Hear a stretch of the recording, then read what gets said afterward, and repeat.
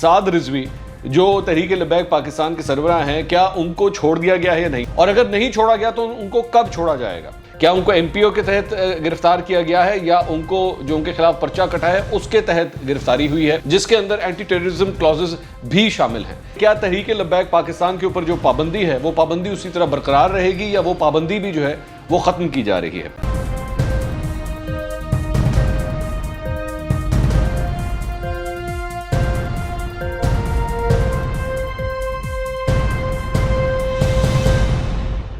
السلام علیکم ناظرین، میں ہوں منصور علی خان، اپنے یوٹیوب چینل کے اوپر آپ کو خوش آمدید کہوں گا۔ سب سے پہلے آپ سے درخواست کے چینل کو سبسکرائب کرنا مت بھولیے گا اور بیل آئیکن ضرور پریس کیجیے گا۔ ناظرین، صبح سے جو ڈیولپمنٹس ہوئی ہیں، شیخ رشید احمد صاحب نے جو ایک ویڈیو پیغام جاری کیا تھا،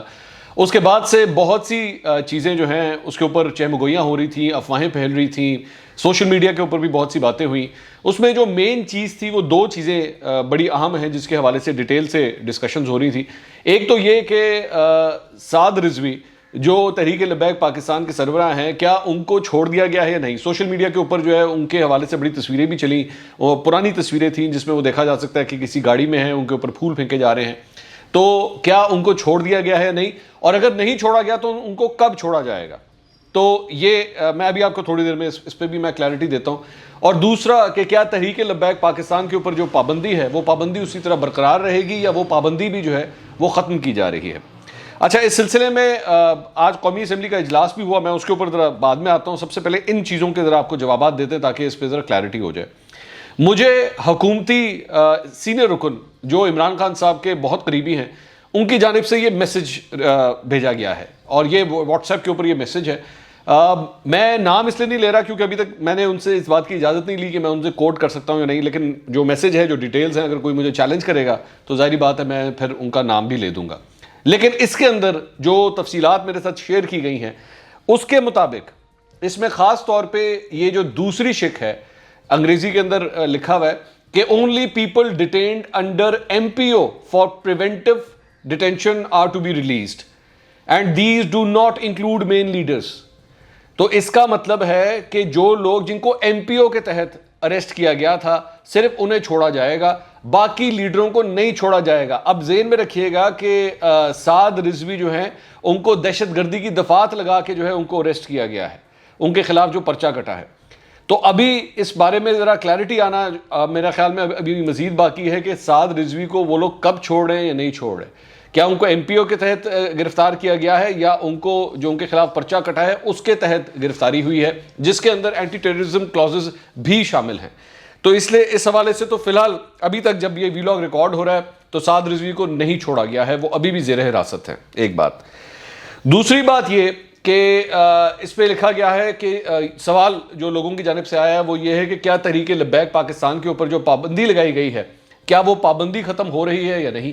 تو اس میسج کے اندر یہ ڈیٹیل بھی آگے چل کے لکھی ہوئی ہے کہ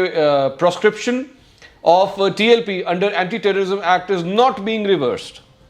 یعنی کہ تحریک لبیک پاکستان پہ جو پابندی لگی ہوئی ہے جو کہ اینٹی ٹیررزم ایکٹ کے تحت ہی لگی تھی، یہ بات تو کلیئر ہوگی کہ اس کے تحت ان کے اوپر جو پابندی لگی ہے وہ پابندی ختم نہیں کی جا رہی۔ تو یہ دو چیزیں تھیں، وہ تو کافی حد تک کلیئر ہو گئی۔ اچھا، اس کے بعد دوسری جو مزید اس کے اندر چیزیں لکھی ہوئی ہیں، جو اس میسج کے اندر جو ڈیٹیلز آتی ہیں، اس میں یہ لکھا ہوا ہے کہ جی حکومت نے یہ کہا ہے، حکومت کا یہ فیصلہ ہے کہ فورن پالیسی کے معاملات جو ہے وہ ہمیں سڑک کے اوپر جو ہے نہیں ہم اس کو ڈیسائیڈ ہونے دیں گے۔ یعنی کہ اس سلسلے میں جو حکومت کی پوزیشن پہلے تھی، جو سفیر فرانس کے سفیر کو نکالنے کے حوالے سے، ملک بدر کرنے کے حوالے سے جو تفصیلات وزیر اعظم نے شیئر کی تھی، وہ معاملہ ابھی بھی جو کا تو ویسا ہی ہے۔ ہاں، البتہ اس میں انہوں نے کیا یہ ہے کہ قومی اسمبلی میں آج اس سلسلے میں جو ہے وہ ایک قرارداد پیش کی گئی پرائیویٹ ممبر بل کے تھرو، اور اس کے اوپر بحث شروع ہو گئی ہے، لیکن معاملہ صرف بحث کی حد تک ہی ہے، اس سے زیادہ کچھ نہیں ہے۔ اس کے علاوہ ایک اور جو ڈیٹیل اس کے اندر شیئر کی گئی ہے کہ جی جن لوگوں کے خلاف مقدمات بنے ہیں وائلنس کے، تشدد کے اور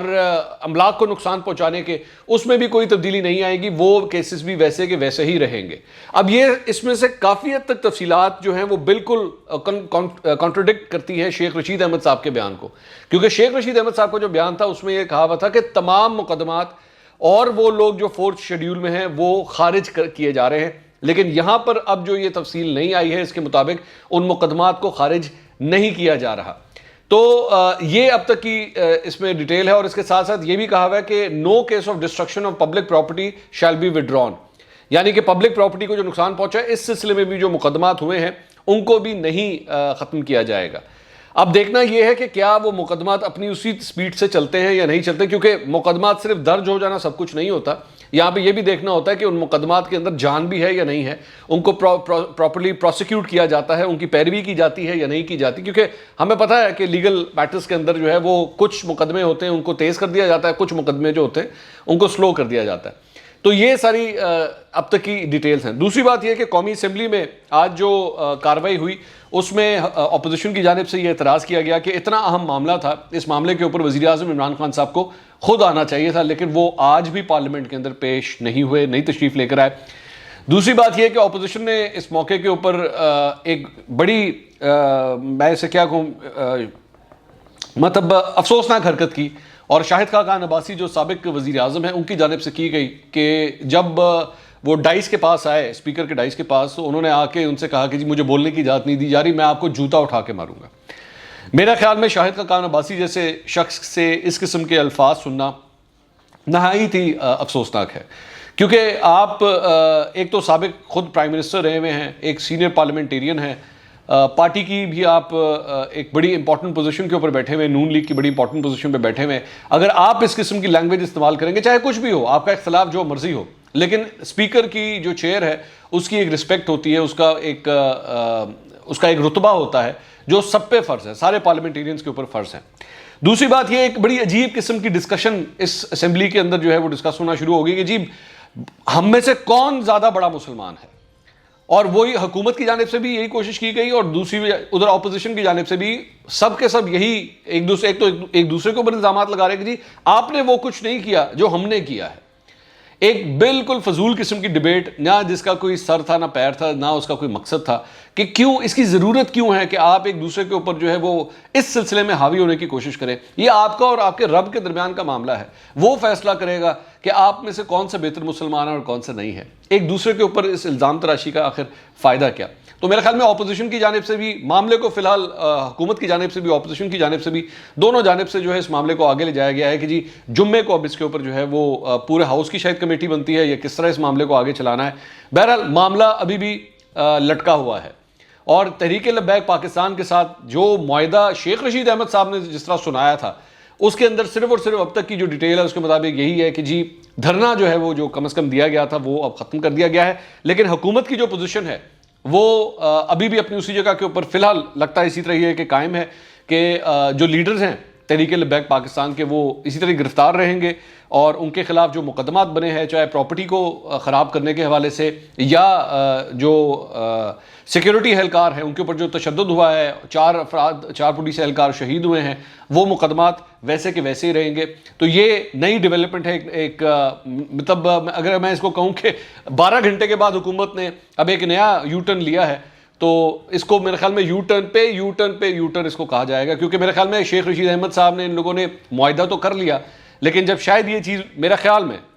مطلب یہ میرا صرف ایک تجزیہ ہے، میں خبر نہیں دے رہا، مجھے لگتا ہے کہ جب وہ جا کے عمران خان صاحب کے سامنے رکھا گیا تو انہوں نے کہا کہ یہ تو وہ بالکل ہی الٹ ہے سب کچھ جو میں نے اناؤنس کیا تھا یا جو میرا جو پوائنٹ آف ویو تھا. اب اس کے اوپر دیکھیں مزید کیا ڈیولپمنٹ ہوتی ہے. اگلے ویلاگ میں آپ سے دوبارہ ملاقات ہوگی. اللہ حافظ.